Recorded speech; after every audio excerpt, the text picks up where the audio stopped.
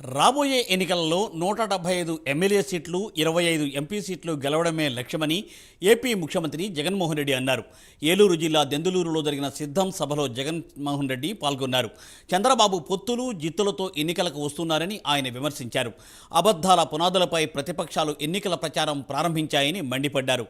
ఈసారి ఎన్నికలలో YCP button నొక్కితే చంద్రబాబు పీడ శాశ్వతంగా తొలగిపోతుందని అన్నారు.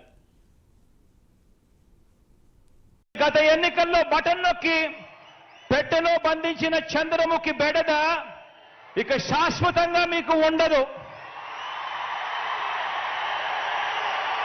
చంద్రగ్రహణాలు ఉండవు. లేదంటే చంద్రముఖి సైకిల్ ఎక్కుతుంది, టీ గ్లాస్ పట్టుకొని పేదల రక్తం తాగేందుకు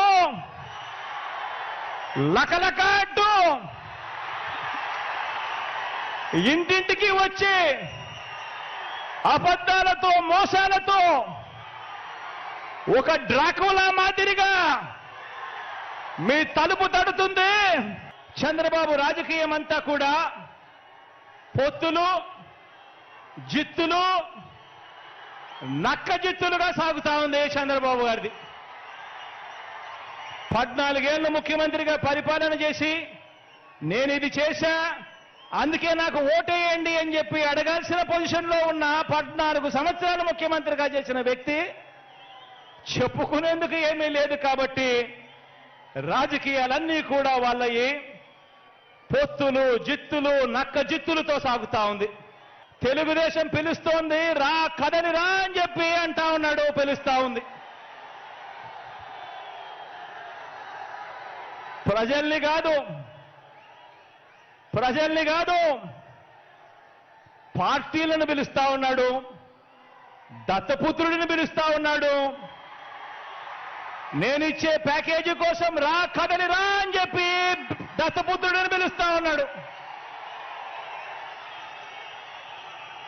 వదినమ్మను పిలుస్తా ఉన్నాడు. కమలం పార్టీలో చేరి అక్కడ నా మనిషిగా రా కదలి రా అని చెప్పి వాళ్ళ వదినమ్మను పిలుస్తా ఉన్నాడు. రాష్ట్రాన్ని అన్యాయంగా అడ్డగోలుగా విడగొట్టిన రాష్ట్ర ద్రోహుల పార్టీని వైఎస్ఆర్ గారి మరణం తర్వాత ఆయన పేరును కూడా అన్యాయంగా ఛార్జ్షీట్లో పెట్టిన నమ్మక ద్రోహుల పార్టీని 4 ఓట్లు చీల్చినా చాలు నువ్వు కూడా రా కదలి రా అని చెప్పి చంద్రబాబు నాయుడు గారు